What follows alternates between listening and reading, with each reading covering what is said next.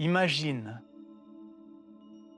imagine qu'on t'ait appris à aimer les autres, à donner, à pardonner, à être là pour tout le monde, mais qu'on ait oublié de te dire l'essentiel, que tu ne peux pas donner ce que tu ne possèdes pas, que tu ne peux pas aimer l'autre si tu ne t'aimes pas d'abord toi.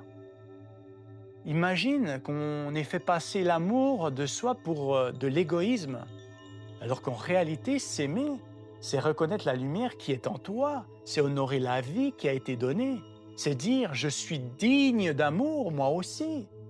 Imagine que Jésus, quand il disait aime ton prochain comme toi-même, ne posait pas un ordre, mais une clé pour comprendre que l'amour que tu offres ne peut être plus grand que l'amour que tu te portes à toi-même.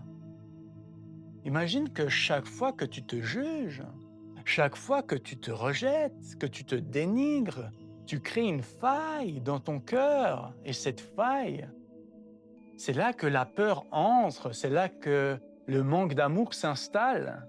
Et c'est ce manque que tu projettes sur l'autre. Imagine que la vraie guérison du monde commence en toi, dans ce regard que tu poses sur toi-même, dans cette tendresse que tu t'accordes, même quand tu fais des erreurs, dans ce pardon que tu te donnes, même quand tu es tombé. Tu sais, tu sais que quelque part, en toi, il y a une partie que tu as longtemps négligée, peut-être même rejetée.